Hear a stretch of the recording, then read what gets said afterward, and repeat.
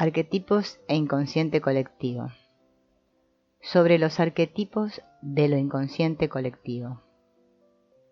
La hipótesis de un inconsciente colectivo es uno de esos conceptos que chocan en un comienzo al público, pero que pronto se convierten en ideas de uso corriente. Como ejemplo de ello, recordemos el concepto de inconsciente en general. Una vez que la idea filosófica de lo inconsciente, tal como se encuentra principalmente en Carus y Hartmann, desapareció bajo la ola desbordante del materialismo, sin dejar rastros considerables.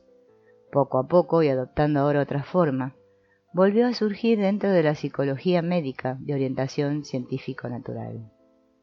En primer término, fue una designación para el estado de los contenidos mentales olvidados o reprimidos.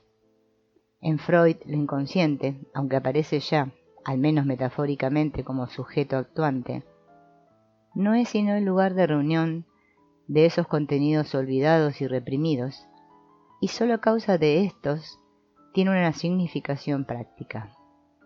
De acuerdo con ese enfoque, es por lo tanto de naturaleza exclusivamente personal, aunque el mismo Freud había visto ya el carácter arcaico mitológico de lo inconsciente. Un estrato en cierta medida superficial de lo inconsciente es sin duda personal. Lo llamamos inconsciente personal, pero ese estrato descansa sobre otro más profundo, que no se origina en la experiencia y la adquisición personal, sino que es innato. Lo llamamos inconsciente colectivo. He elegido la expresión colectivo porque este inconsciente no es de naturaleza individual sino universal. Es decir, que en contraste con la psique individual, tiene contenidos y modos de comportamiento que son, cum grano salis, los mismos en todas partes y en todos los individuos. En otras palabras, es idéntico a sí mismo en todos los hombres y constituye así un fundamento anímico de naturaleza suprapersonal existente en todo hombre. La existencia psíquica se reconoce sólo por la presencia de contenidos conciencializables. Por lo tanto, sólo cabe hablar de un inconsciente cuando es posible verificar la existencia de contenidos del mismo. Los contenidos de lo inconsciente personal son en lo fundamental los llamados complejos de carga afectiva, que forman parte de la intimidad de la vida anímica. En cambio, a los contenidos del inconsciente colectivo los denominamos arquetipos. La expresión arquetipo se encuentra ya en Filón de Alejandría, en quien aparece referida a la imago Dei en el hombre. Los contenidos inconscientes colectivos son de tipo arcaico, o mejor dicho aún primitivos. Sin dificultad también puede aplicarse a los contenidos inconscientes la expresión representations collectives, que Lévi-Bruhl usa para designar las figuras simbólicas de la cosmovisión primitiva, pues en principio se refiere casi a lo mismo. En las doctrinas tribales primitivas aparecen los arquetipos en una peculiar modificación. En verdad aquí ya no son contenidos del inconsciente, sino que se han transformado en fórmulas conscientes, que son transmitidas por la tradición en general bajo la forma de la doctrina secreta, la cual es una expresión típica de la transmisión de contenidos colectivos originariamente procedentes de lo inconsciente. Otra expresión muy conocida de los arquetipos es el mito y la leyenda, pero también en este caso trátase de formas específicamente configuradas que se han transmitido a través de largos lapsos. Por lo tanto, el concepto arquetipo solo indirectamente puede aplicarse a las representaciones colectivas, ya que en verdad designa contenidos psíquicos no sometidos aún a la elaboración consciente alguna, y representa entonces un dato psíquico todavía inmediato. Como tal, el arquetipo difiere no poco de la formulación históricamente constituida o elaborada. Especialmente en estadios más elevados de las doctrinas secretas, los arquetipos aparecen en una forma que por lo general muestra de manera inconfundible el influjo de la elaboración consciente, que juzga y que valora. Su manifestación inmediata, en cambio, tal como se produce en los sueños y visiones, es mucho más individual, incomprensible e ingenua que, por ejemplo, en el mito. El arquetipo representa esencialmente un contenido inconsciente, que al conciencializarse y ser percibido cambia de acuerdo con cada conciencia individual en que surge.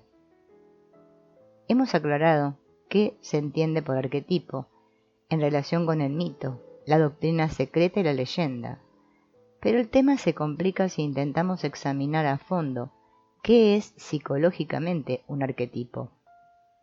La investigación sobre los mitos se ha conformado hasta ahora con representaciones solares, lunares, meteorológicas, vegetales y con otras nociones auxiliares.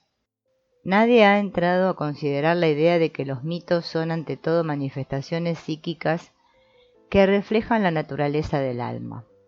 Poco le importa al primitivo una explicación objetiva de las cosas que percibe. Tiene, en cambio, una imperiosa necesidad, o mejor dicho, su psique inconsciente, tiene un impulso invencible que lo lleva a asimilar al acontecer psíquico todas las experiencias sensoriales externas. No le basta al primitivo con ver la salida y la puesta del sol, sino que esta observación exterior debe ser al mismo tiempo un acontecer psíquico. Esto es, que el curso del sol debe representar el destino de un dios o de un héroe, el cual en realidad no vive sino en el alma del hombre. Todos los procesos naturales convertidos en mitos, como el verano y el invierno, las fases lunares, la época de las lluvias, etc., no son sino alegorías de esas experiencias objetivas, o más bien expresiones simbólicas del íntimo e inconsciente drama del alma, cuya aprehensión se hace posible al proyectarlo, es decir, cuando aparece reflejado en los sucesos naturales. La proyección es hasta tal punto profunda que fueron necesarios varios siglos de cultura para separarla en cierta medida del objeto exterior. En el caso de la astrología, por ejemplo, se llegó a un absoluto rechazo y condena como herética de esta antiquísima ciencia intuitiva, porque no se consiguió establecer una separación entre la caracterología psicológica y las estrellas. Y quien sigue creyendo o vuelve a creer en la astrología, cae siempre en la vieja creencia supersticiosa, en el influjo de los astros, pese a que todo el que sea capaz de hacer un horóscopo debe saber que desde los días de Hiparco de Alejandría se ha mantenido el punto vernal en 0 grados de Aries, por lo cual todo horóscopo se basa en un zodíaco arbitrario, puesto que desde Hiparco el punto vernal, a causa de la precesión de los equinoccios, se ha corrido hasta el grado inicial de Piscis. El hombre primitivo es de una subjetividad tan impresionante que en realidad la primera presunción hubiera debido ser que existe una relación entre el mito y lo psíquico. Su conocimiento de la naturaleza es esencialmente el lenguaje y revestimiento exterior del proceso psíquico inconsciente. Precisamente el hecho de que ese proceso sea inconsciente es lo que hizo que para explicar el mito se pensara en cualquier otra cosa antes que en el alma, pues no se sabía que el alma contiene todas las imágenes de que han surgido los mitos y que nuestro inconsciente es un sujeto actuante y paciente, cuyo drama el hombre primitivo vuelve a encontrar en todos los grandes y pequeños procesos naturales. En tu pecho están las estrellas de tu destino, dice Zeni a Wallenstein. Bastaría entonces con conocer algo de ese misterio del corazón para responder a los interrogantes que han ocupado siempre a la astrología. Pero era muy poco lo que de todo eso se comprendía, y no me atrevo a afirmar que, en lo fundamental, la situación sea mejor en la actualidad. La doctrina tribal es sagrado peligrosa. Todas las doctrinas secretas tratan de aprehender el invisible acontecer psíquico y todas reivindican para sí la autoridad más elevada. Lo que es verdad en el caso de esas doctrinas primitivas es más verdadero aún en el caso de las religiones mundiales predominantes. encierran un saber revelado primario y han expresado en imágenes magníficas los secretos del alma. Sus templos y escritos sagrados proclaman con la imagen y la palabra la doctrina del antiguo consagrado, accesible a todo corazón creyente, a toda visión sensible, a toda meditación exhaustiva. Pero también es cierto que cuanto más bella, más grandiosa, más completa es la imagen que se forma y se transmite, más lejos se aparta de la experiencia individual. Podemos penetrar en la imagen con el sentimiento y la sensibilidad, pero la experiencia primaria se ha perdido. ¿Por qué es la psicología la más joven de las ciencias empíricas? ¿Por qué lo inconsciente no se descubrió mucho antes ni se extrajo su tesoro de imágenes eternas? Sencillamente porque teníamos, para todas las cosas del alma, una fórmula religiosa mucho más bella y comprensiva que la experiencia directa. Si para muchos la concepción cristiana del mundo se desvanece, ahí están para suplirla los tesoros orientales llenos todavía de maravillas que pueden alimentar por mucho tiempo el deseo de contemplación y de nuevas vestiduras. Además, esas imágenes cristianas, budistas o cualquier otra cosa son bellas, llenas de misterio y ricas en anticipaciones. Es verdad que cuanto más habituales son para nosotros, tanto más las ha desgastado el uso frecuente y les ha dejado solo la superficialidad trivial con su carácter paradójico casi sin sentido. El misterio del parto virginal o el de la consubstanciación del Padre y el Hijo o la Trinidad, que no es una tríada, ya no dan alas a la fantasía filosófica de nadie. Se han convertido en meros objetos de fe. Por eso no es sorprendente que la necesidad religiosa, la mente creyente y la especulación filosófica del europeo culto se sientan atraídos por los símbolos orientales, por las grandiosas concepciones índicas de la divinidad y los abismos de la filosofía taoísta china, del mismo modo que en otros tiempos el corazón y el espíritu del hombre antiguo fueron cautivados por la idea cristiana. Hay muchos que en un comienzo se entregan a la sugestión del símbolo cristiano, hasta que son envueltos por la neurosis kierkegaardiana, o hasta que su relación con Dios, a causa del creciente empobrecimiento del simbolismo, se transforma en una insoportable y tensa relación yo-tú. Entonces se rinden a la magia de la fresca foraneidad de los símbolos orientales. Esa rendición no es siempre necesariamente una derrota, sino que puede ser testimonio de la receptividad y la vitalidad de la sensibilidad religiosa. Algo similar se observa en los orientales cultos, que no pocas veces se sienten atraídos por el símbolo cristiano o por la ciencia, tan inadecuada para su espíritu oriental, y llegan incluso a desarrollar una envidiable comprensión en esos campos. El que alguien se rinda a esas imágenes eternas es una cosa normal. Para eso existen. Deben atraer, convencer, fascinar, dominar. Han sido creadas de la materia virgen de la revelación y reflejan la experiencia primera de la divinidad. Por eso abren al hombre al presentimiento de lo divino y al mismo tiempo lo ponen a cubierto frente a la experiencia inmediata de la divinidad. Estas imágenes hállanse integradas muchas veces, merced a un trabajo secular del espíritu humano, en un sistema de pensamientos ordenadores del mundo, y al mismo tiempo están representadas por una institución poderosa, extendida y de antiguo venerable, llamada Iglesia. El ejemplo de un místico y solitario suizo, el recientemente canonizado hermano Niklaus von der Flue, ilustra del mejor modo lo que quiero decir. Su vivencia fundamental es la llamada visión de la Trinidad, que lo preocupaba en tal medida que también la pintó o la hizo pintar en la pared de su celda. La visión se encuentra representada en la iglesia parroquial de Sachsen. Trátase de una pintura contemporánea que se ha conservado. Es un mandala divino en 6, cuyo centro es el rostro coronado de Dios. Sabemos que el hermano Klaus buscó penetrar en la naturaleza de su visión y dar a su vivencia primordial una forma comprensible para él mismo, guiándose para ello por una obra ilustrada de un místico alemán. Durante años se dedicó a esa tarea. Eso es lo que yo denomino elaboración del símbolo. Su meditación sobre la esencia de la visión, influida por el diagrama místico que utilizó como guía, lo llevó necesariamente a concluir que había visto a la Santísima Trinidad misma, es decir, el summum bonum, el amor eterno. A ello corresponde también la beatífica figura de Sachsen. Pero la vivencia original había sido totalmente distinta.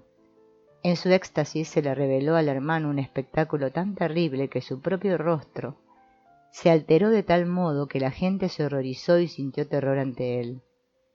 Lo que él había visto era una visión de la mayor intensidad.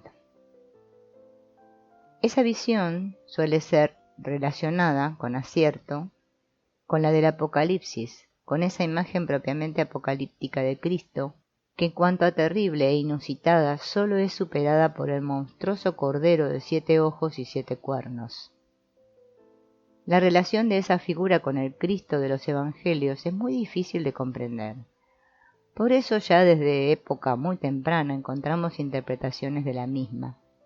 En 1508, el humanista Carl Bovidius le escribe a un amigo: «Quiero referirme a un rostro que se le apareció en el cielo una noche iluminada por las estrellas, estando él entregado a la plegaria y la meditación.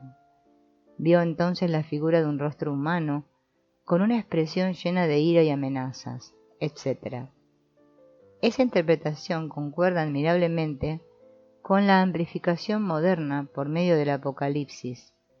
También debemos señalar otras visiones: Cristo con la piel de oso, Dios como esposo y esposa y el hermano Niklaus como hijo, etc. Todas ellas muestran en parte rasgos muy poco dogmáticos».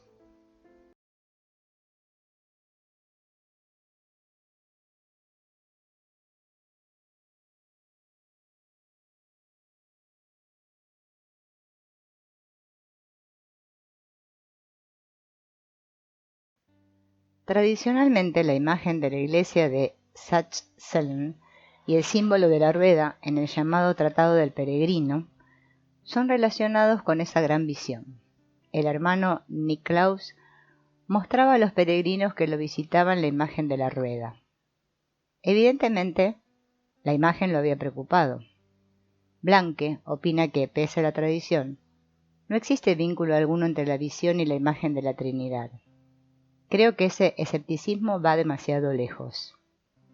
El interés del hermano por la imagen de la rueda debía de tener algún motivo. Las visiones de ese tipo provocan a menudo caos y disolución, el corazón que salta hecho pedazos. La experiencia enseña que el círculo protector, el mandala, es el viejo antídoto contra los estados caóticos del espíritu. Por eso es muy comprensible que el hermano estuviera fascinado por el símbolo de la rueda. Asimismo, la interpretación de la visión horrorosa como vivencia de Dios podría no ser desacertada. El que la gran visión se vincule con la imagen de la Trinidad en Sachsen y por lo tanto con el símbolo de la rueda, me parece también, por motivos psicológicos, muy probable. Esa visión, poderosamente suscitadora de horror, que había explotado como un volcán en el mundo de la concepción religiosa del hermano, sin introducción dogmática ni comentario exegético, hacía necesario un largo trabajo asimilatorio para que fuera posible integrarla en la psique y restablecer de ese modo el equilibrio que había sido perturbado. La discusión con esa vivencia se produjo sobre el suelo, entonces pétreo del dogma, que mostró su capacidad de asimilación al superar el conflicto, transformando algo terriblemente viviente en la bella abstracción de la idea de la Trinidad. Pero la discusión hubiera podido desarrollarse sobre el suelo, tan diferente de la visión misma y su inquietante realidad, probablemente en detrimento del concepto cristiano de Dios, y más aún del mismo hermano, que no hubiera llegado a ser un santo, sino quizás un hereje o un enfermo, y tal vez hubiese terminado su vida en la hoguera. Este ejemplo pone de manifiesto la utilidad del símbolo dogmático, formula una vivencia psíquica tremenda y peligrosamente decisiva, que con razón es denominada a causa de su predominio experiencia de Dios, de modo tolerable para el poder intelectual del hombre y sin reducir esencialmente el alcance de lo vivenciado ni dañar su eminente significación.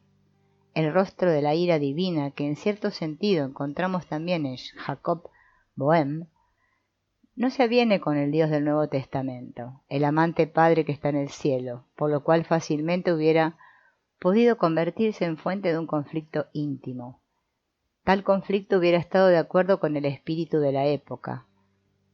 Fin del siglo XV, época de un Nicolás de Cusa, que por medio de su Complexio Oppositorum quiso adelantarse al cisma que ya amenazaba.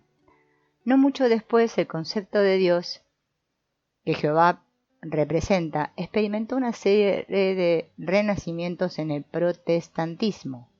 Jehová es un concepto de Dios que contiene opuestos todavía no separados. El hermano Klaus se puso fuera de lo corriente, lo tradicional. Abandonó su hogar y su familia, vivió solo y miró profundamente en el espejo oscuro, y así le sobrevino lo maravilloso y lo terrible de la experiencia primordial. En esa situación ejerció su acción una imagen dogmática desarrollada durante muchos siglos, la imagen de Dios como remedio salvador, que lo ayudó a asimilar la fatal irrupción de una imagen arquetípica y evitar su propio desgarramiento. Angelus Silesius no tuvo tanta suerte. A él el contraste interior lo deshizo, pues en su tiempo habíase ya quebrantado la solidez de la Iglesia, que garantiza el dogma. Jacob Boehme conoce un Dios de ira ígnea, un verdadero absconditus. Pudo, sin embargo, conciliar la oposición que sentía profundamente, merced a la fórmula cristiana Padre-Hijo, e integrarla así especulativamente dentro de su concepción del mundo, en verdad gnóstica, pero en todos los puntos esenciales cristiana. De otro modo se hubiera convertido en un dualista. Pero es indudable que también acudió en su ayuda la alquimia, que desde hacía ya mucho tiempo preparaba secretamente la unificación de los opuestos. Sea como fuere, la oposición dejó claras huellas en su mandala, incluido en su libro, que representa la esencia de la divinidad. Ese mandala aparece dividido en una mitad oscura y otra clara, y los semicírculos correspondientes, en lugar de cerrarse, se dan la espalda. El dogma reemplaza lo inconsciente colectivo, formulándolo con gran amplitud, por lo cual en principio la forma de vida católica no conoce en ese sentido una problemática psicológica. La vida de lo inconsciente colectivo ha sido captada casi íntegramente en las representaciones dogmáticas arquetípicas y fluye como una corriente encauzada y domada en el simbolismo del credo y del ritual. Su vida se manifiesta en la intimidad del alma católica. Lo inconsciente colectivo, como hoy lo llamamos, nunca fue psicológico, puesto que mucho antes de la Iglesia católica, ya en los tiempos prehistóricos del Neolítico, existieron misterios. Nunca le faltaron a la humanidad imágenes poderosas que le dieran protección contra la vida inquietante de las honduras del alma. Siempre fueron expresadas las figuras del inconsciente mediante imágenes protectoras y benéficas que permitían expulsar el drama anímico hacia el espacio cósmico extraanímico. La iconoclasia de la Reforma produjo literalmente una brecha en el muro de protección de las imágenes sagradas, que desde entonces fueron desintegrándose una tras otra. Resultaban molestas porque chocaban con la razón que despertaba.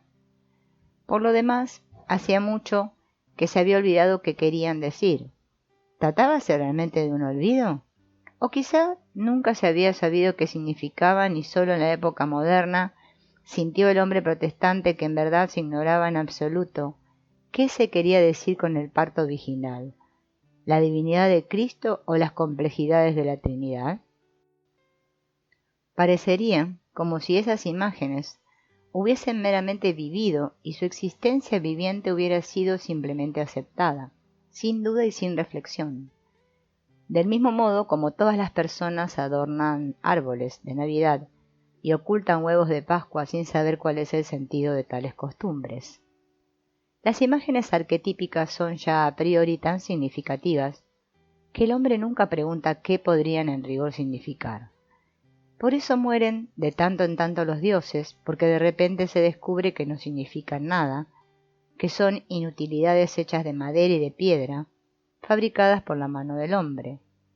En realidad, en ese momento el hombre solo descubre que antes nunca había pensado nada sobre sus imágenes.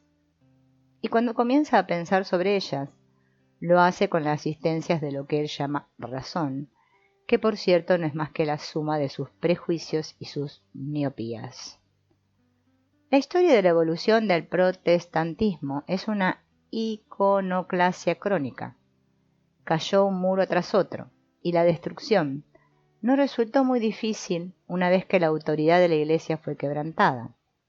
Sabemos cómo, tanto en lo pequeño como en lo grande, en lo general como en lo individual, un trozo se desplomó tras el otro y cómo se llegó a la terrible pobreza de símbolos que hoy predomina. De tal modo desapareció también la fuerza de la Iglesia, una fortaleza a la que se le arrebatan sus bastiones y casamatas, una casa a la que se le han arrancado las paredes, dejándola entregada a todos los vientos del mundo y a todos los peligros. El desmigajamiento del protestantismo en varios centenares de denominaciones, lamentable derrumbe que duele al sentimiento histórico, es sin embargo un signo inequívoco de que la intranquilidad subsiste. El hombre protestante ha quedado realmente indefenso, en una situación que horrorizaría al hombre natural. La conciencia ilustrada no quiere saber nada del asunto, pero busca silenciosamente en otros lugares lo que se ha perdido en Europa. Se buscan imágenes eficaces, formas de pensamiento que calmen la intranquilidad del corazón y de la mente, y se encuentran entonces los tesoros del Oriente. Contra eso nada hay que objetar. Nadie obligó a los romanos a importar y adoptar en gran escala cultos asiáticos. Si, como algunos dicen, el cristianismo hubiera sido extraño a la naturaleza de los pueblos germánicos y por completo inadecuado para ellos, les hubiera resultado fácil rechazarlo una vez que palideció el prestigio de las legiones romanas.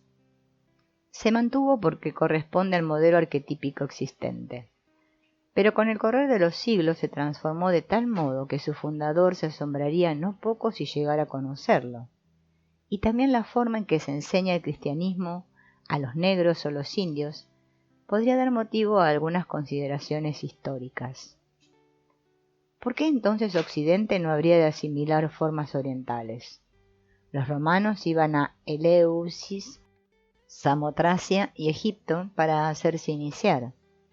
En Egipto hasta parece haber habido una verdadera corriente turística de ese tipo.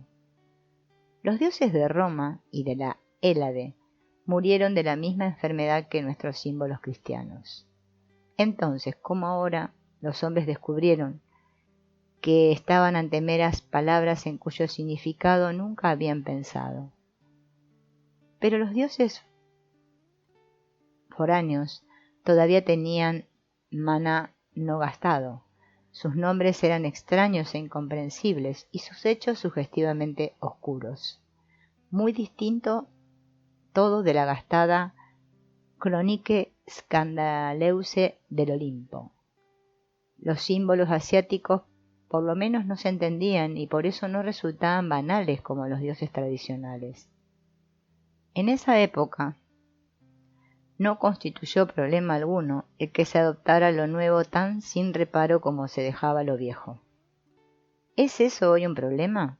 ¿Podremos adoptar símbolos ya formados, crecidos en tierras exóticas, bañados en sangre extranjera, nombrados en lenguas extrañas, alimentados en culturas foráneas, desarrollados a través de una historia que no es la nuestra?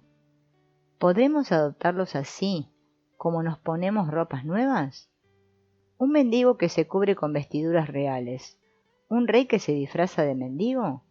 Sin duda, es posible. ¿O en alguna parte de nosotros mismos hay el mandato de no representar una comedia, de remendar más bien nuestras propias ropas? Estoy convencido de que la creciente pobreza de símbolos tiene un sentido. Ese desarrollo tiene una consecuencia interna. Todo aquello en lo cual no se pensaba y que por lo tanto carece de conexión con la conciencia, que sigue evolucionando, se ha perdido. Si intentáramos cubrir el vacío que queda con aparatosos ropajes orientales, como hacen los teósofos, seríamos infieles a nuestra propia historia. No es posible empobrecerse hasta llegar a ser un mendigo, para posar después como uno de esos reyes hindúes del teatro. Creo que es mucho mejor reconocer decididamente esa pobreza espiritual, de la falta de símbolos, que simular una posesión cuyos herederos legítimos de ningún modo somos. Somos, sí, los legítimos herederos del simbolismo cristiano, pero de alguna manera hemos malgastado ese patrimonio. Hemos dejado que se desmoronara la casa que nuestros padres construyeron y ahora intentamos irrumpir en palacios orientales que nuestros padres nunca llegaron a conocer. Quien ha perdido los símbolos históricos y no puede contentarse con sustitutos, encuéntrase hoy en una situación difícil. Ante él se abre la nada, frente a la cual el hombre aparta el rostro con miedo. Peor todavía, el vacío se llena con absurdas ideas políticas y sociales, todas ellas espiritualmente desiertas. Pero quien no se puede conformar con esta pedantesca sabiondez, se ve obligado a valerse seriamente de su confianza en Dios, de lo cual la mayoría de las veces solo resulta un miedo mayor aún. Por cierto, ese miedo no es injustificado, pues el peligro parece ser mayor cuanto más cerca se está de Dios. Es peligroso hacer voto de pobreza espiritual, porque que es pobre anhela y quien anhela atrae el destino sobre sí. Un refrán suizo lo expresa gráficamente. Detrás de cada rico hay un diablo y detrás de cada pobre dos.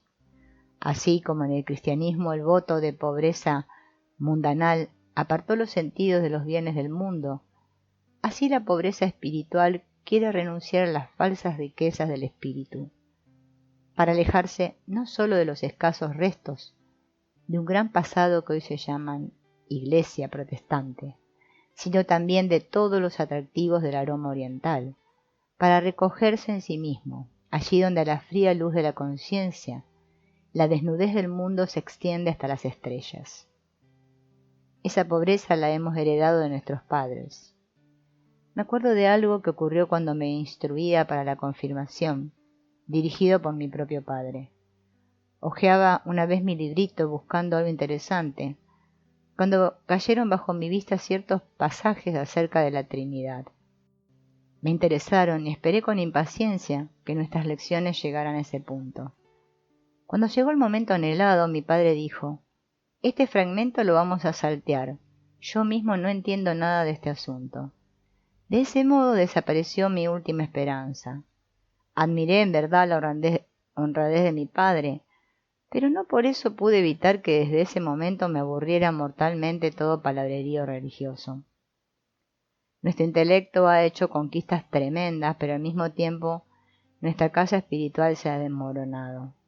Estamos honradamente convencidos de que tampoco, con el reflector más nuevo y más grande que se haya construido en Estados Unidos, hemos de descubrir empirio alguno. Y sabemos que nuestra mirada ha de vagar desesperada por el vacío muerto de extensiones sin fin. Y nuestra situación no mejora cuando la física matemática nos revela el mundo de lo infinitamente pequeño.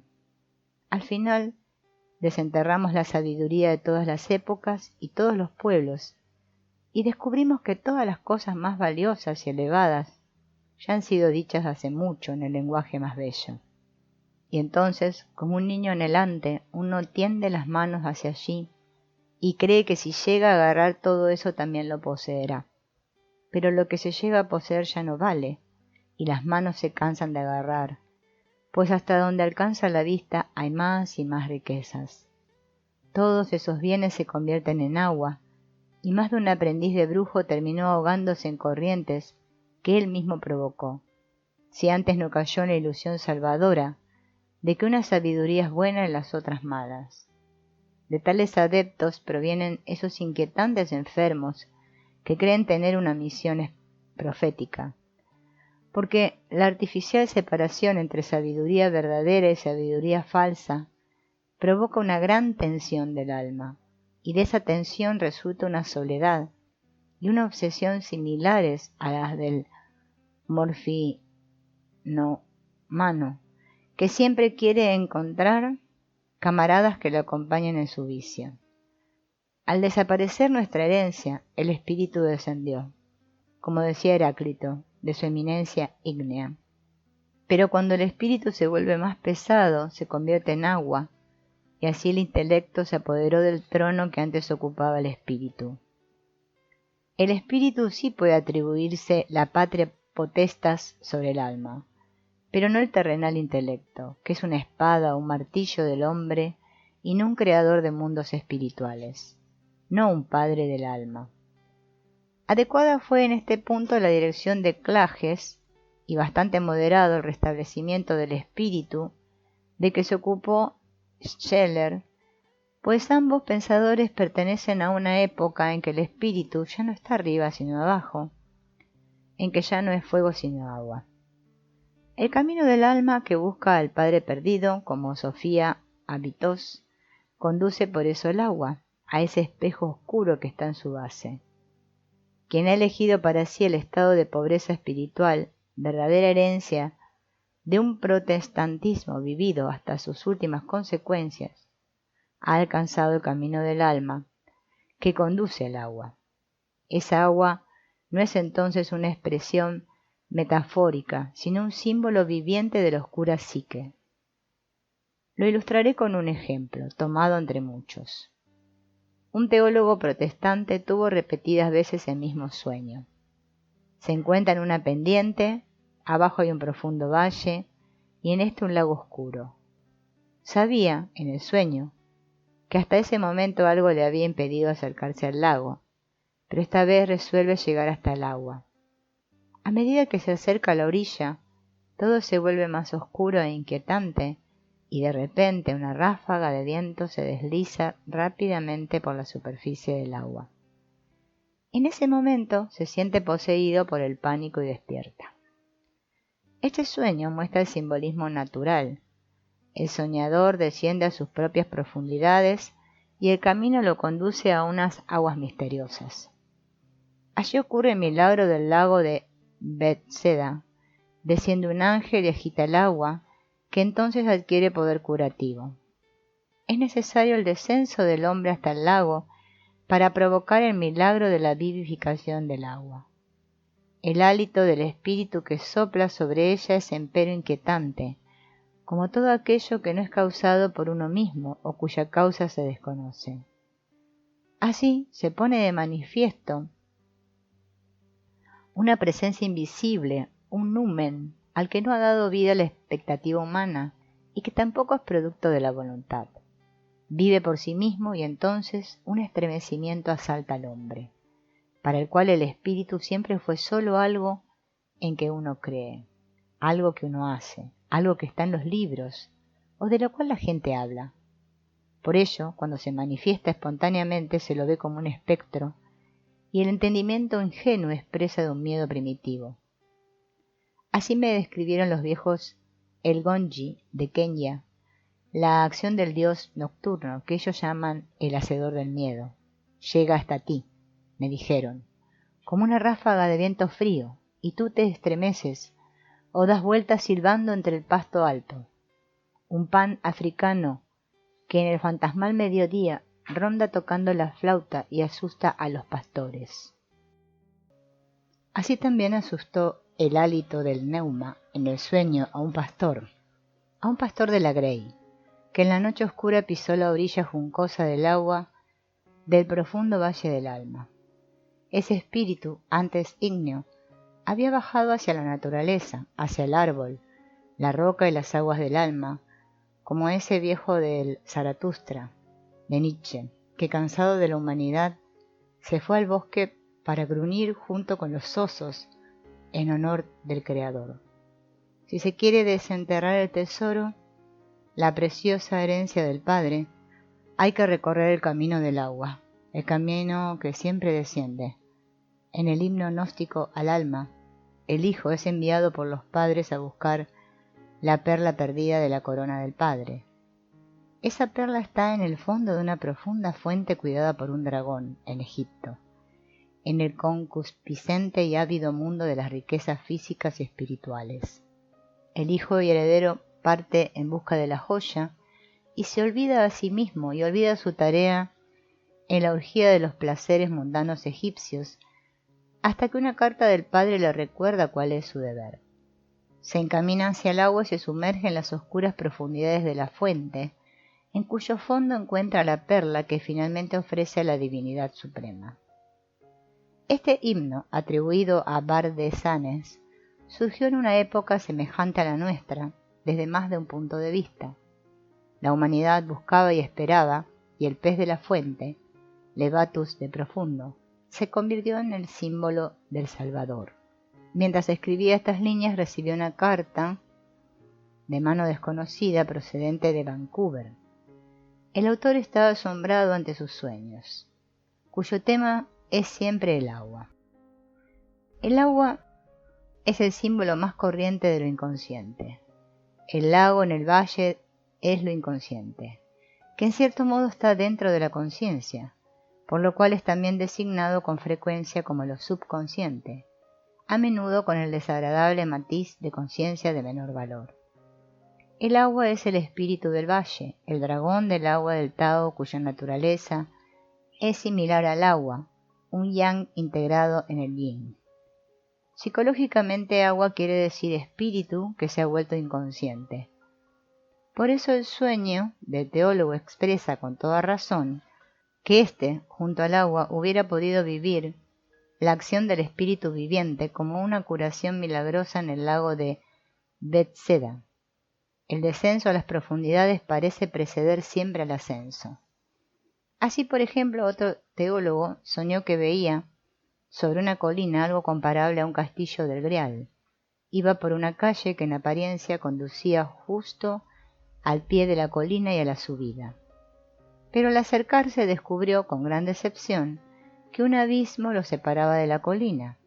Era un barranco sombrío y profundo, por el que corría un agua subterránea. Había así un sendero escarpado que conducía a las honduras y trepaba penosamente del otro lado. Pero el panorama no tenía nada de atractivo y el soñador despertó. También aquí el soñador, que anhela subir a las claras alturas, se enfrenta con la necesidad de sumergirse primero en las oscuras profundidades, y ese descenso se le revela como una imprescindible condición del ascenso. En esta profundidad amenaza el peligro, que el prudente evita aunque en ello pierde el bien, que un atrevimiento valeroso pero imprudente hubiera hecho posible alcanzar. El testimonio del soñador choca con una intensa resistencia por parte de la conciencia, para la cual el espíritu es algo existente solo en las alturas. Aparentemente el espíritu llega siempre desde lo alto. Para esa concepción, espíritu significa libertad suprema, un flotar sobre las profundidades, una liberación de la prisión de lo tónico, y por lo tanto un refugio para todos los timoratos que no quieren llegar a ser. Pero el agua es terrenalmente palpable, es también el fluido del cuerpo regido por el impulso, es la sangre y la avidez de sangre, es el olor animal y lo corpóreo cargado de pasiones. Lo inconsciente es esa psique que va desde la claridad diurna de una conciencia espiritual y moral hasta ese sistema nervioso denominado simpático desde mucho tiempo atrás. Este sistema, que gobierna la percepción y la actividad muscular como sistema cerebro-espinal, y por eso no puede controlar el espacio circundante, pero que mantiene en cambio el equilibrio vital sin valerse de órganos sensoriales, y que siguiendo secretos caminos no solo nos da noticias sobre la naturaleza íntima de otra vida, sino que también provoca en ella un efecto interno. En ese sentido es un sistema extremadamente colectivo, es la verdadera base de toda participación mística. La función cerebroespinal, por lo contrario, alcanza su culminación en la separación de las cualidades específicas del yo, y como el medio en que se despliega es solo el espacio, a través de este capta invariablemente superficialidades y exterioridades. El sistema cerebroespinal vivencia todo como exterior. El simpático vivencia todo como interior. Lo inconsciente es visto comúnmente como una especie de intimidad personal encapsulada, que la Biblia designa como corazón y considera, entre otras, punto de origen de todos los malos pensamientos. En las cámaras del corazón habitan los malos espíritus de la sangre, la ira pronta y las debilidades de los sentidos. Así aparece lo inconsciente mirado desde la conciencia. Pero la conciencia parece ser algo dependiente del cerebro, que todo lo separe, todo lo dé aislado, y al ver de ese modo lo inconsciente lo presenta como si no fuera más que mi inconsciente. Por eso se cree generalmente que quien desciende a lo inconsciente cae en la estrechez de la subjetividad egocéntrica y en ese callejón sin salida queda librado al asalto de las alimañas que se supone albergan las cavernas del inframundo psíquico. Es cierto que quien mira en el espejo del agua ve ante todo su propia imagen. El que va hacia sí mismo corre riesgo de encontrarse consigo mismo. El espejo no favorece, muestra con fidelidad la figura que en él se mira. Nos hace ver ese rostro que nunca mostramos al mundo, porque lo cubrimos con la persona, la máscara del actor. Pero el espejo está detrás de la máscara y muestra el verdadero rostro. Esa es la primera prueba de coraje en el camino interior, una prueba que basta para asustar a la mayoría, pues el encuentro consigo mismo es una de las cosas más desagradables y el hombre lo evita en tanto puede proyectar todo lo negativo sobre su mundo circundante. Si uno está en situación de ver su propia sombra y soportar el saber que la tiene, solo se ha cumplido una pequeña parte de la tarea, al menos se ha trascendido lo inconsciente personal. Pero la sombra es una parte viviente de la personalidad y quiere entonces vivir de alguna forma. No es posible rechazarla ni esquivarla inofensivamente. Este problema es extraordinariamente grave, pues no solo pone en juego al hombre todo, sino que también le recuerda al mismo tiempo su desamparo y su impotencia. A las naturalezas fuertes, o hay que decir más bien débiles, no les gusta esta alusión y se fabrican entonces algún más allá del bien y del mal, cortando así el nudo gordiano en lugar de deshacerlo. Pero tarde o temprano la cuenta debe ser saldada. Hay que confesarse que existen problemas que de ningún modo se pueden resolver con los medios propios. Esta confesión tiene la ventaja de la probidad de la verdad y de la realidad, y así, al asumir esa imposibilidad, se ponen las bases para una reacción compensatoria de lo inconsciente colectivo. Es decir, que quien reconoce la existencia del problema está inclinado a prestar atención a una ocurrencia útil o percibir ideas que antes no había dejado aparecer. Atenderá quizás a sueños que sobrevienen en tales momentos o reflexionará sobre ciertos acontecimientos que justamente en ese tiempo tienen lugar en nosotros. Si se tiene tal actitud, se pueden despertar y captar fuerzas útiles que dormitan en la naturaleza profunda del hombre, pues el desamparo y la debilidad son la vivencia eterna y el eterno problema de la humanidad, y para esa situación existe también una respuesta eterna. De lo contrario, el hombre hubiera desaparecido hace mucho ya. Una vez que se ha hecho todo lo que se pudo hacer, queda todavía lo que se podría hacer, si uno tuviera conocimiento de ello. Pero, ¿cuánto sabe el hombre de sí mismo? De acuerdo con todo lo que la experiencia nos muestra, es muy poco, Por eso queda todavía mucho espacio libre para lo inconsciente.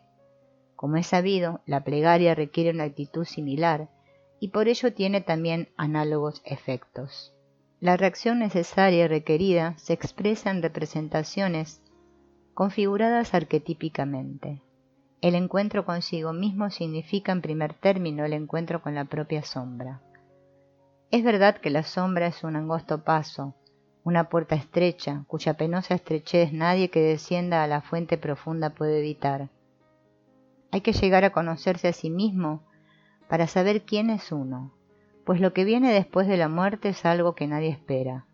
Es una extensión ilimitada llena de inaudita indeterminación.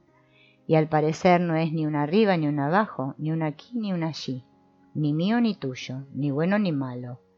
Es el mundo del agua, en el que todo lo viviente queda en suspenso, donde comienza el reino del simpático, el alma de todo lo viviente, donde yo soy inseparablemente esto y aquello, donde yo vivencio en mí al otro y el otro me vivencia como yo. Lo inconsciente colectivo es cualquier otra cosa antes que un sistema personal encapsulado. Es objetividad amplia como el mundo y abierta al mundo. Soy el objeto de todos los sujetos. En una inversión total de mi conciencia habitual, en la que siempre soy un sujeto que tiene objetos. Allí estoy en tal medida incorporado a la más inmediata compenetración universal, que con toda facilidad olvido quién soy en realidad. Perdido en sí mismo es una buena expresión para caracterizar este estado, pero este sí mismo es el mundo o un mundo si una conciencia pudiera verlo. Por eso hay que saber quién es uno. Pero apenas nos toca lo inconsciente ya somos inconscientes, pues nos volvemos inconscientes de nosotros mismos. Este es el peligro primordial que el hombre primitivo, que tan cerca está todavía de ese pleroma, conoce instintivamente y ante el cual siente terror.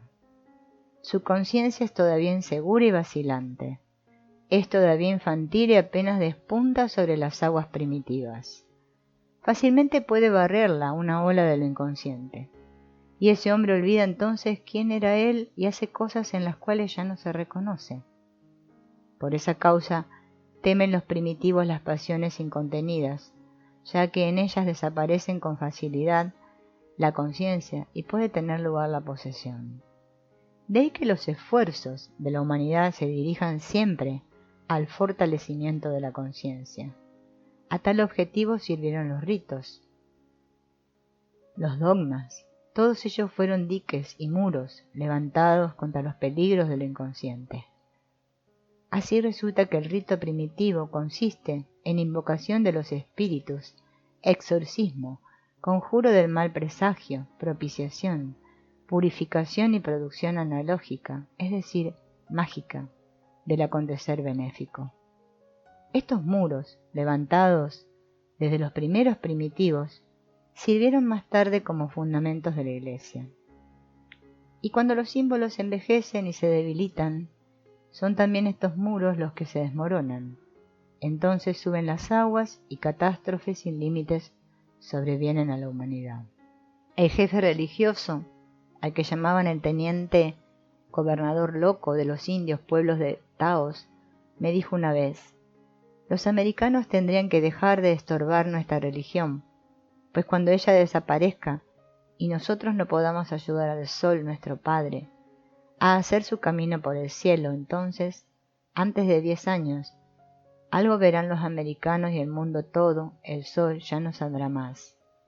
Esto quiere decir que se hace la noche, se apaga la luz de la conciencia e irrumpe el oscuro mar de lo inconsciente. Primitiva o no, la humanidad está siempre al borde de esas cosas que ella misma hace, pero sin embargo no dirige. Todo el mundo quiere la paz y todo el mundo se arma para la guerra de acuerdo con el axioma si vis pacem para bellum, y esto es solo un ejemplo. La humanidad nada puede contra la humanidad, y los dioses, ahora más que nunca, le señalan los caminos del destino. Hoy llamamos a los dioses factores, lo que viene de facere, hacer. Los factores están detrás de los bastidores del teatro del mundo. Lo mismo en lo grande que en lo pequeño. En la conciencia somos nuestros propios señores, aparentemente somos los factores mismos. Pero si cruzamos la puerta de entrada a la sombra, descubrimos con terror que somos objetos de factores.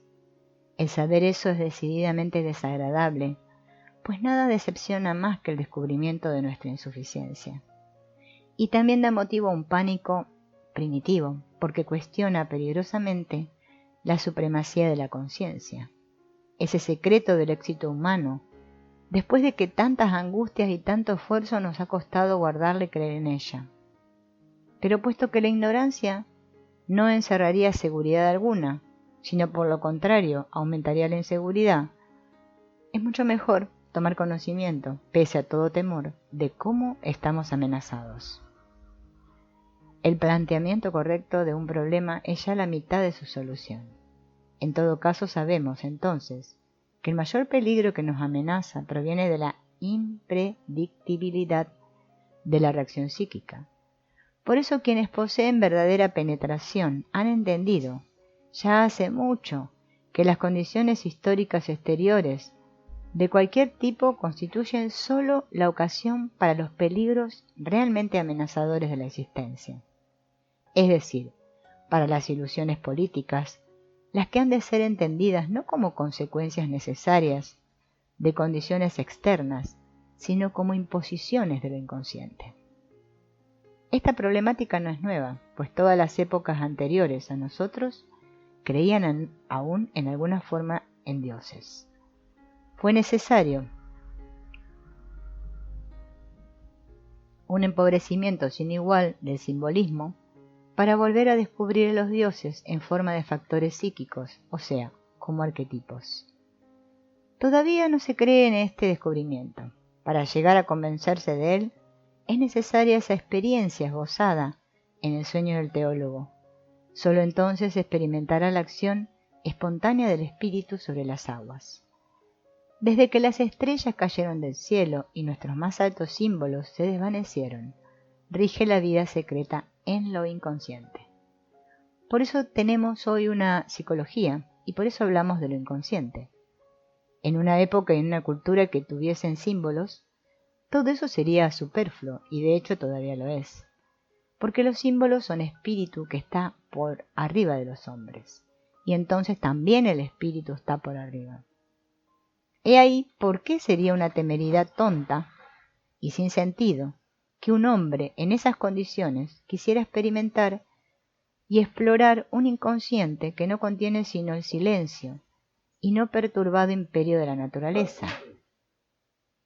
Nuestro inconsciente, por lo contrario, oculta agua vivificada, es decir, espíritu que se ha vuelto naturaleza, despertando así a lo inconsciente.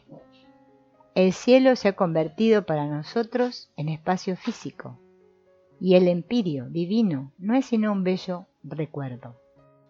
Nuestro corazón, sin embargo, arde, y una secreta intranquilidad carcome las raíces de nuestro ser.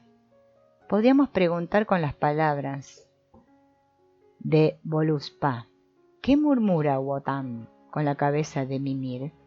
Algo hierve ya en la fuente.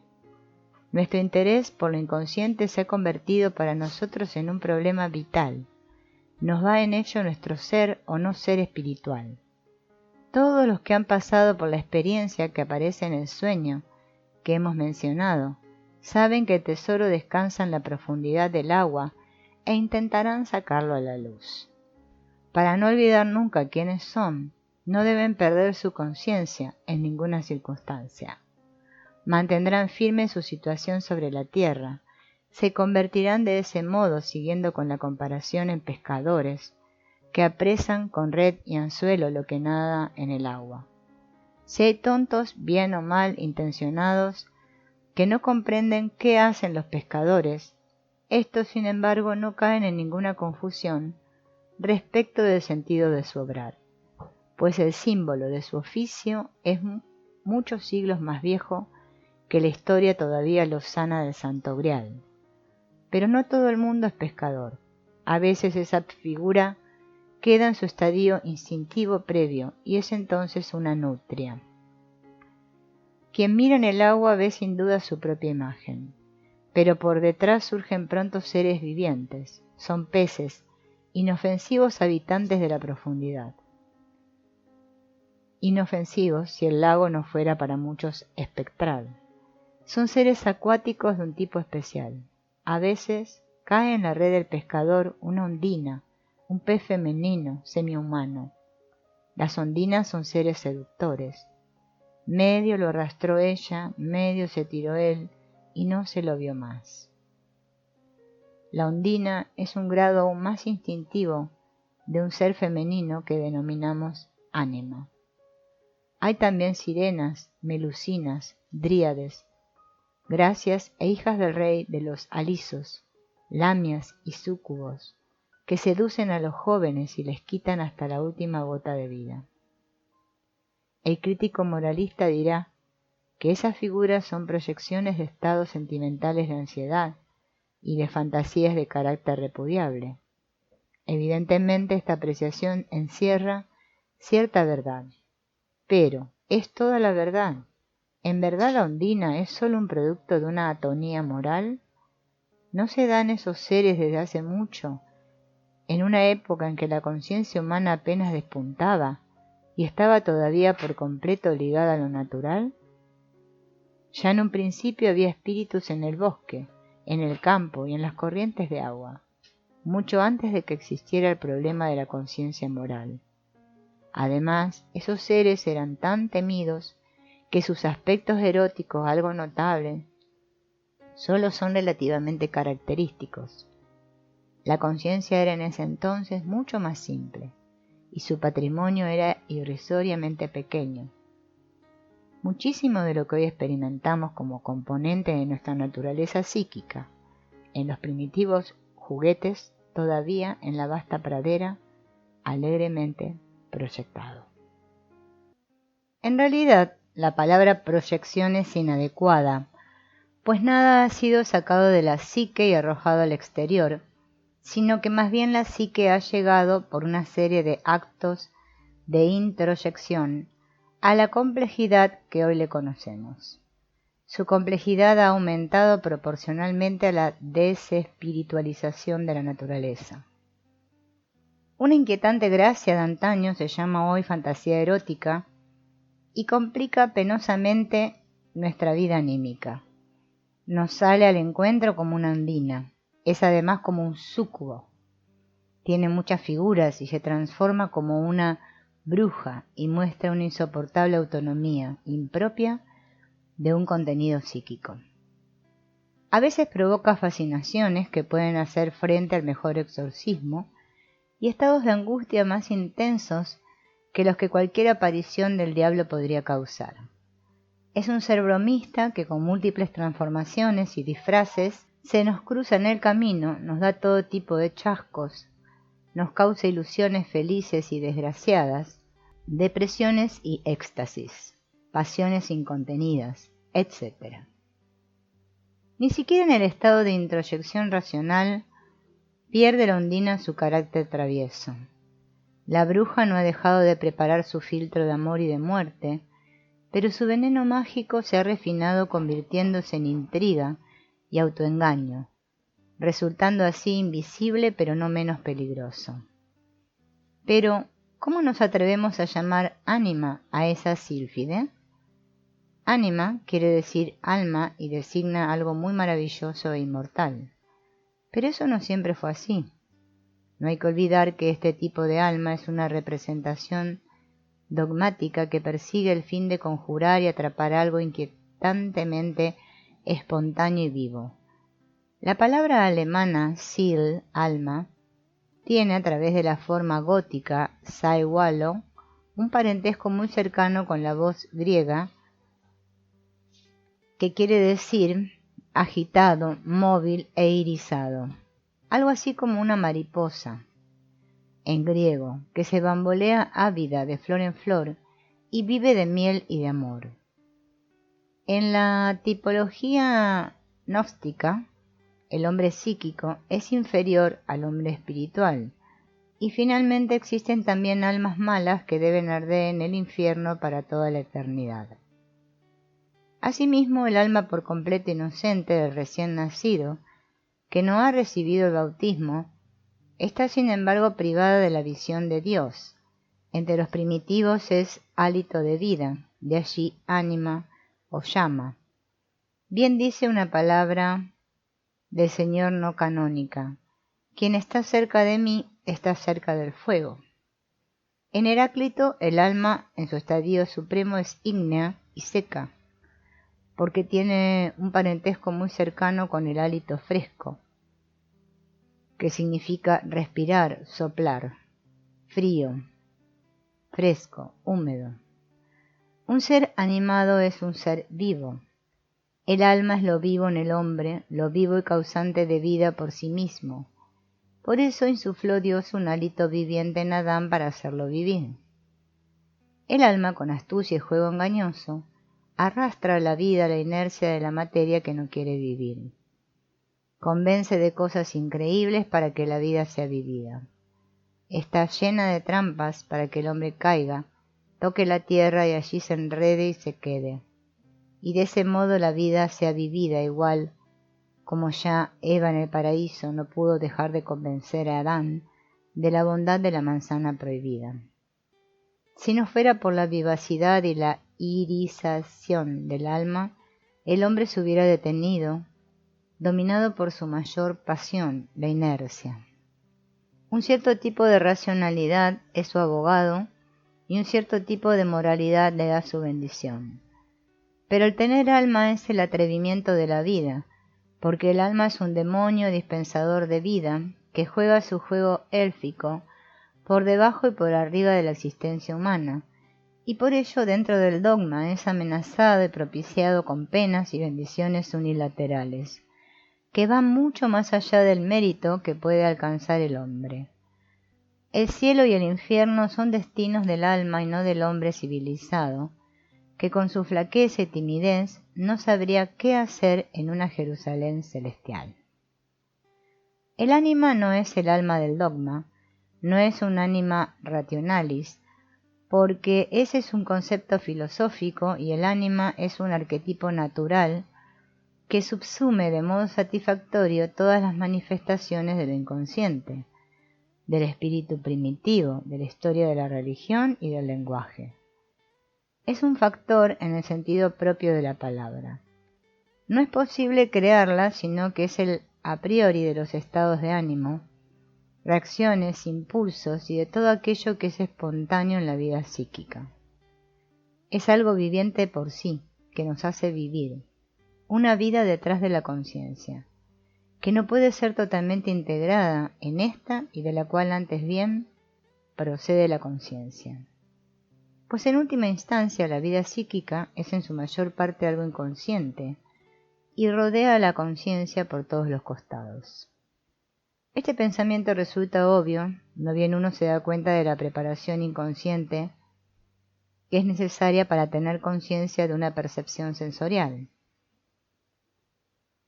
Pese a que parecería que el ánima abarcara la totalidad de la vida psíquica inconsciente, el ánima es sin embargo solo un arquetipo entre muchos otros. No es entonces lo que caracteriza sin más ni más lo inconsciente. Es solo un aspecto de éste.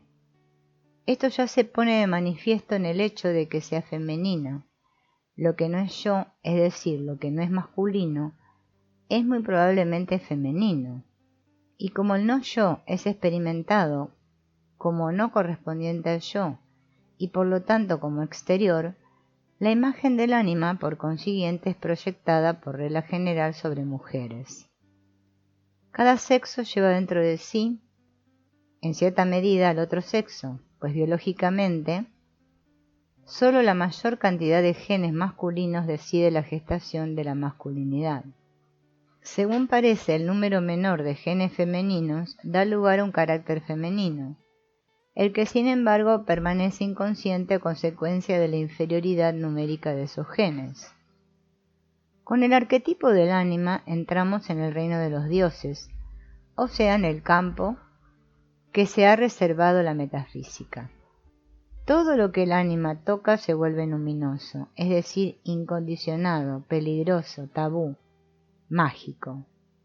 Es la serpiente en el paraíso del hombre inofensivo, lleno de buenos propósitos y buenas intenciones. Proporciona las razones convincentes contra la atención a lo inconsciente. Es que esta atención destruiría inhibiciones y desataría fuerzas que mejor sería dejar en lo inconsciente. Como de costumbre, tampoco aquí está totalmente equivocada, ya que la vida en sí no es algo solamente bueno, sino también algo malo. Al querer el ánima la vida, quiere lo bueno y lo malo. En el reino élfico de la vida no existen esas categorías. Tanto la vida corporal como la psíquica cometen la indiscreción de arreglarse mucho mejor y de estar más sanas sin la moral convencional. El ánima cree que es un concepto primitivo, antes que en las oposiciones posteriormente halladas entre la estética y la moral. Fue necesaria una larga diferenciación cristiana para que resultara claro que lo bueno no siempre es bello y que lo bello no es necesariamente bueno. La paradoja que representa esa pareja de conceptos causa tan pocas dificultades a los antiguos como a los primitivos.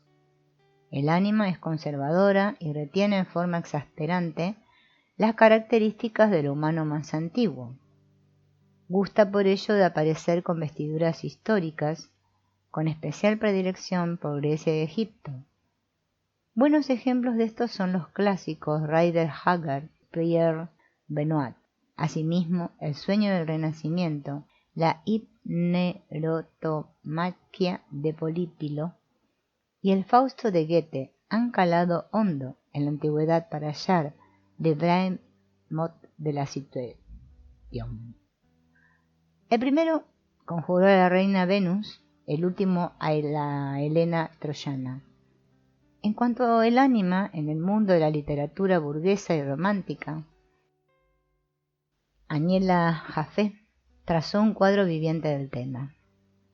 No queremos aumentar el número de testigos insospechables, por más que den materia y suficiente simbolismo auténtico e intencionado para fecundar grandemente nuestra meditación. Para apreciar cómo aparece el ánima en la sociedad moderna, me parece el mejor ejemplo la de Helen of Troy de Erskine. No carece de profundidad, pues en todo lo que es realmente viviente está el hálito de la eternidad. Ánima es vida más allá de todas las categorías, por eso puede prescindir también de la injuria y la alabanza. La reina del cielo y la muchachita engañada por la vida. ¿Se ha pensado alguna vez qué pobre destino ha sido elevado y puesto entre las estrellas divinas con la leyenda de María? La vida sin sentido y sin norma, que no se satisface a sí misma con su propia plenitud, es algo que provoca el terror y la defensa en el hombre integrado en una civilización. Y no se puede decir que él esté equivocado, pues esa vida es la madre de todo sinsentido y de toda tragedia. Por eso el hombre mortal, con su poderoso instinto animal, está en lucha desde un principio con el alma y sus demonios. Si esa fuera unívocamente sombría, el caso sería sencillo. Pero lamentablemente la situación no es esa, pues la misma ánima puede también aparecer como ángel de la luz, como psicopompos, que indica el camino hacia el más alto significado, tal como lo muestra el Fausto. Si la discusión con la sombra es la prueba que consagra oficial al aprendiz, la discusión con el ánima es la prueba que consagra maestro al oficial. Porque la relación con el ánima es una prueba de coraje y una ordalía del fuego para las fuerzas morales y espirituales del hombre. No hay que olvidar que en el caso del ánima se trata de situaciones psíquicas de las que se podría decir que nunca antes fueron patrimonio del hombre, pues en calidad de proyecciones se mantenían en su mayor parte fuera del dominio psíquico de éste. Para el hijo, el ánima está ligada al predominio de la madre, y esto hace que a veces quede un lazo sentimental que dura toda la vida, perjudicando grandemente el destino del hombre, o por el contrario, dándole alas a su coraje para osadas acciones.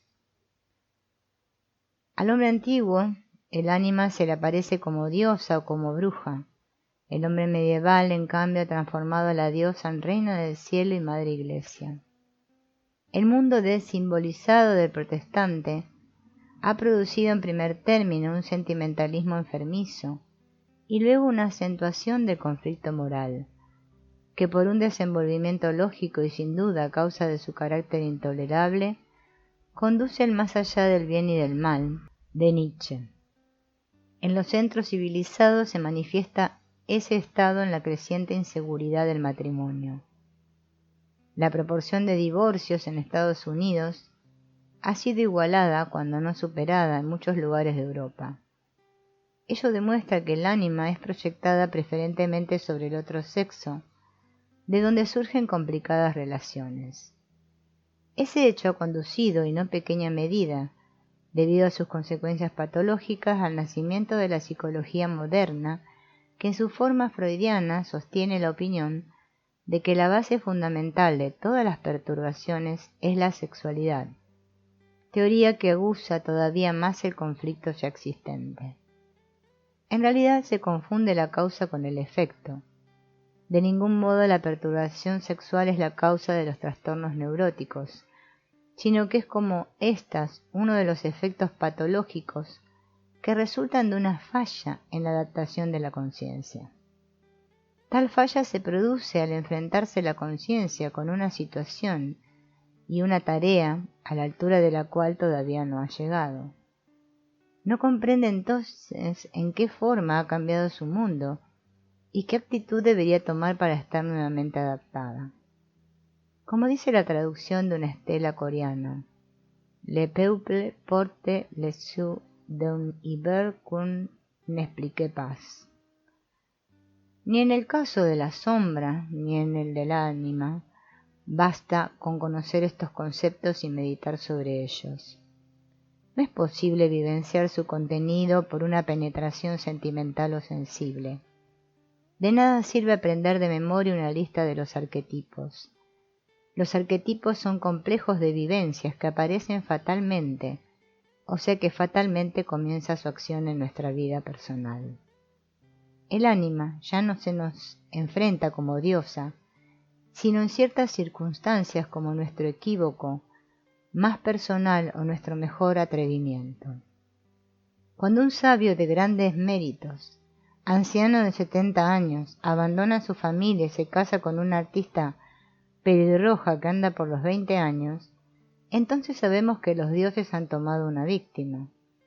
Así se manifiesta en nosotros la existencia de una fuerza demoníaca preponderante. Hasta hace poco hubiera sido fácil hacer matar a esa joven por bruja. Según mi experiencia, hay muchas personas de cierta inteligencia y cultura que comprenden fácilmente la idea de ánima y su autonomía, y asimismo el fenómeno del animus en las mujeres. En este aspecto los psicólogos tienen que superar muchas dificultades, porque no se ven obligados a enfrentarse con las complejas situaciones que caracterizan a la psicología de lo inconsciente.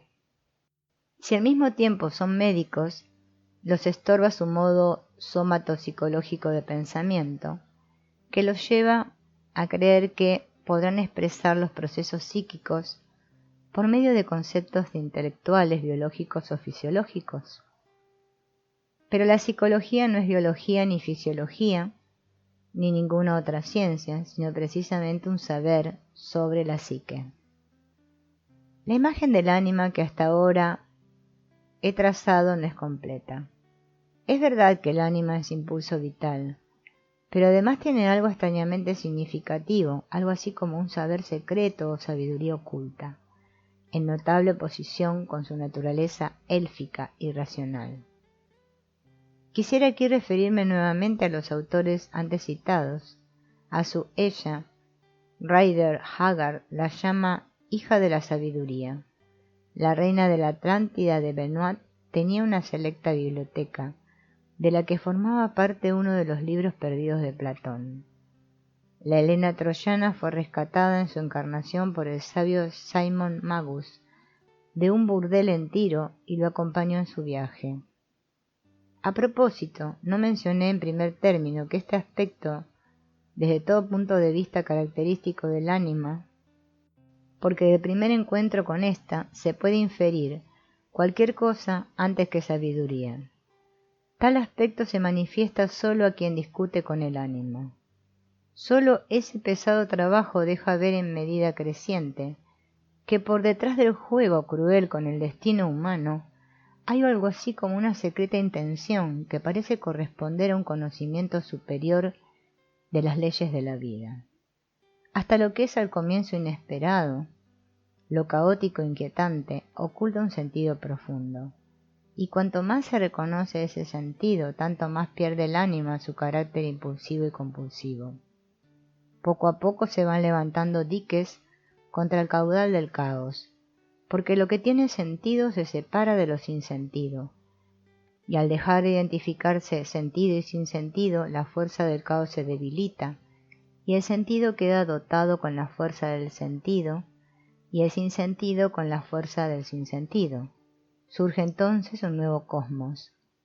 Con esto no nos referimos a un nuevo descubrimiento de la psicología médica, sino a la antiquísima verdad de que de la plenitud de las experiencias vitales surge igual enseñanza que la que el Padre transmite al Hijo.